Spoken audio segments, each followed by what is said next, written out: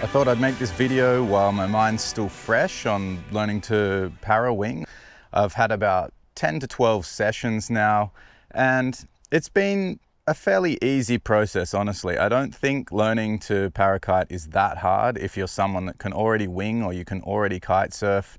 There's many similar things involved. The control of the kite or the wing is really similar to kite surfing once you understand that the bar is 90 degrees compared to normal, but it's intuitive to ride. It steers like a kite. It's not that difficult to steer. It's not that difficult to understand how it makes power. Sheeting in, sheeting out is the same as what you would on a kite.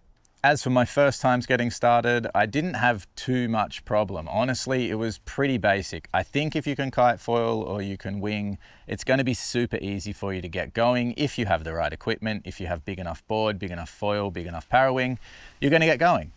It's that simple. It's literally like riding a kite foil setup with super short lines, a big board and a big foil. That's what it feels like. Mid-length kite foiling is what I'd like to call it. You have slightly less maneuverability with your board and your foil.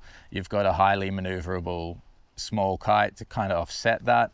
But overall, I didn't really have any trouble at all.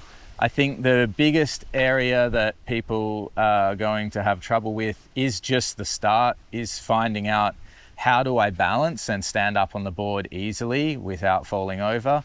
And once you figure that out, you're not going to have any problems. If you can already foil, I think you can do this super easy. The first couple sessions I had, I actually tried a setup I'd put together myself. I'd tried to make a parakite from an inflatable kite that I ride, a 3 meter. And honestly, the kite flew okay, but for an inflatable kite at 3 meters of size, you really need a lot of wind. I really needed something like 30 knots minimum to get up on the board. So I wouldn't recommend that to anyone. If you're looking to get into it, like I suggest, really just go buy a proper parakite, parawing.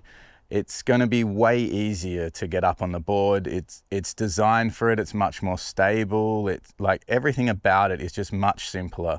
As soon as I got on a proper parakite, I was immediately riding. It was a big difference. I think the number one thing you really need to consider when you're getting into this sport is that you need a board that is going to make things easy.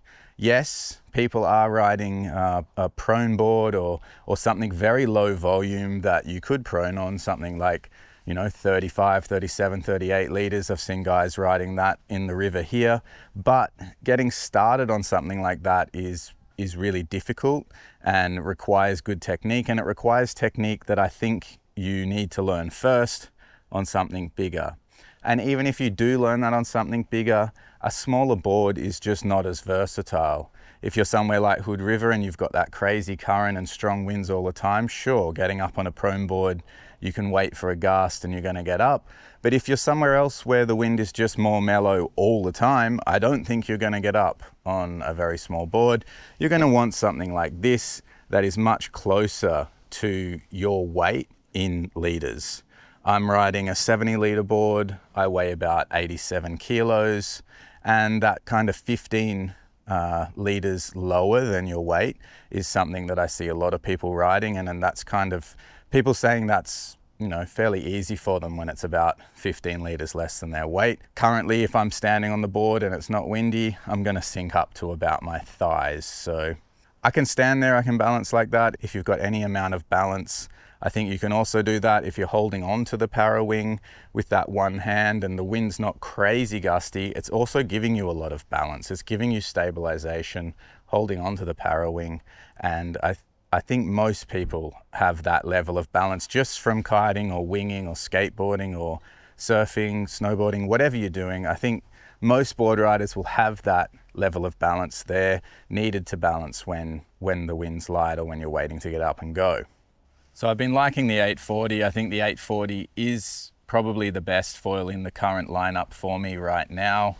I do think though, if you're just getting started out, you probably want to start out firstly on the 1040. I think it's going to be a lot easier time. The 840 doesn't have a lot of low end, but it does have good top end and it is really nice to turn. So the 840 is kind of the size that I like the most, but I think if you're starting, you should definitely check out the 1040 because you're just going to have an easier time getting up on the foil, starting to link together bumps and figuring out how it all works.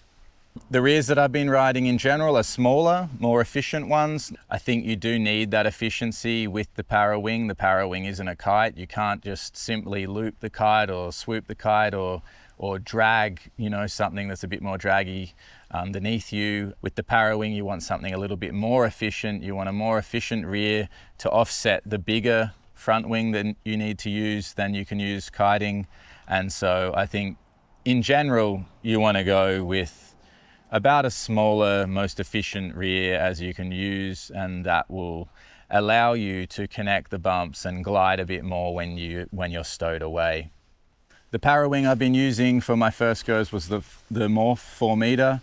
I think a 4 meter is a pretty versatile size and something that you can use at a lot of locations. And the Morph is a pretty low aspect, stable wing, easy to get up on for your first tries. And easy to stow away because it's quite minimal and packs down quite small. Eventually you're gonna get good and you're gonna be able to stow your wing away, and you're gonna need something like this. This is a Nash prototype stow belt. The wing just goes in here, chuck it in, put it around onto your back so your hand's free.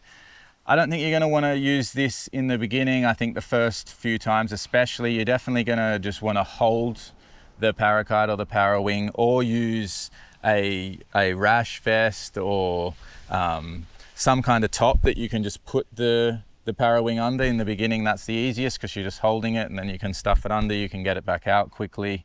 But after some time, you're definitely going to want something like this stow belt. I hope this video has been helpful. I hope that I've given you some information about my first tries Parawinging and what you could try when you're getting on the water to make things a little bit simpler. If you have any other questions or you want to know something, just hit me up in the comments. Always happy to answer those questions. I hope you have a good one out there. Peace.